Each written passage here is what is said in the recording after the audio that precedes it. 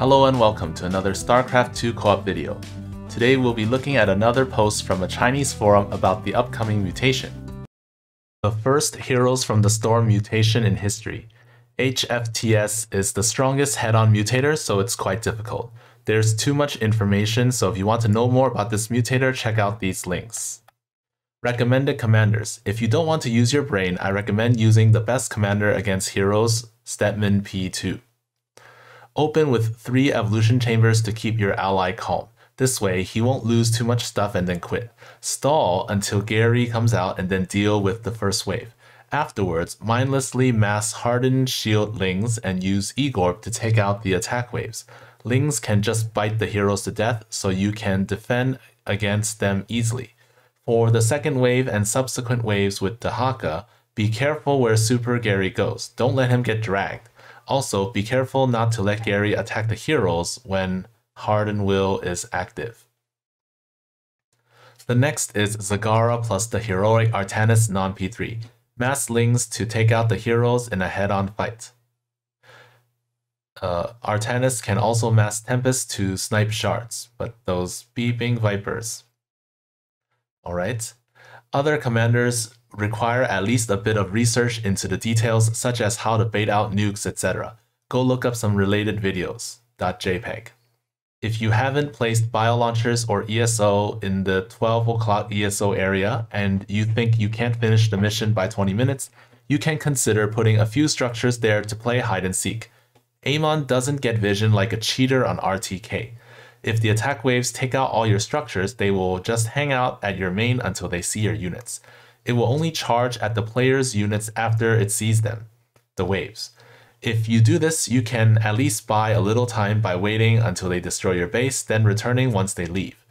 Even though this tactic is better suited for the mutation with speed freaks and propagators.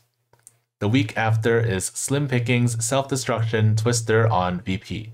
Dragoons going up a ramp.gif. Okay. Alright, then the next post.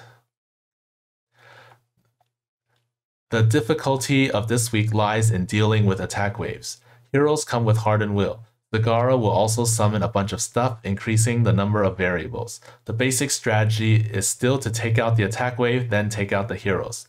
Since the map is RTK, the path the attack waves take is predictable, so it's a lot easier than any other map. ME and SOA don't count due to the bug. Using P2 Lone Wolf as an example, Sam should be the second outlaw and Nux should be the third. Before Nux is out, Tychus should throw a grenade to take out the attack wave, and then Sam goes to the front line and throws his grenades. After Nux is out, he storms the attack wave when the enemies are on the small path and then leave the heroes to Sam. With your eco, prioritize all the gear for Sam and Nux. Sam's order is ASD and Nux's order is SDA.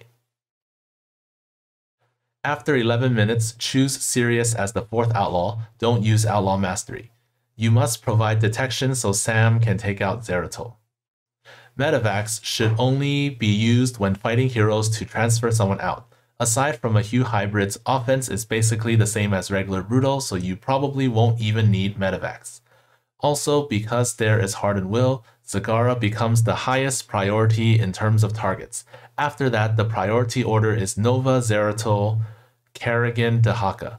Take care of these last. Carax, Artanis, Tychus, and Raynor. Alright, next one.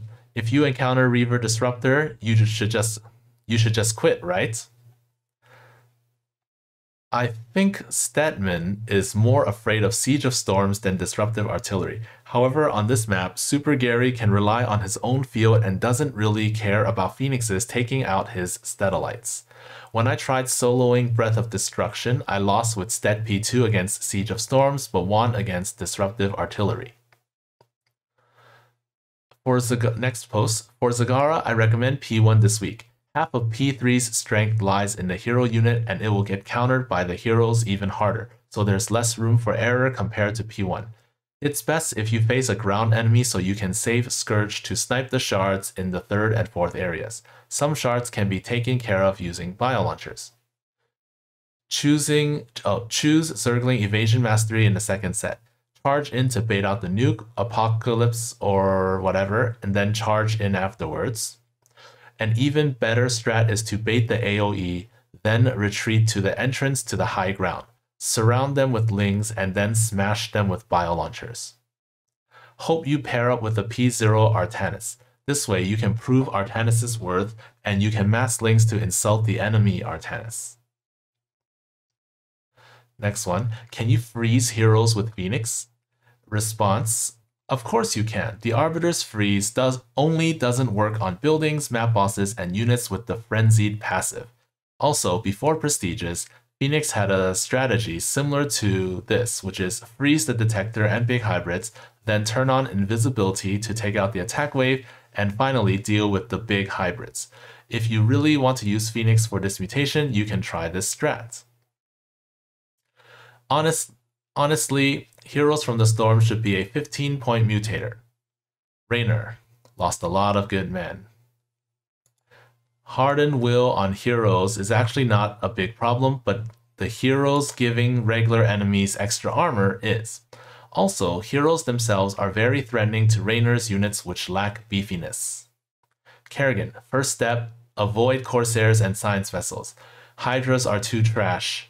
Consider using Mutas and Brewlords instead. Artanis, I must regroup my forces. Make Zealots and spin. Guardian Shield, see who is stronger. Then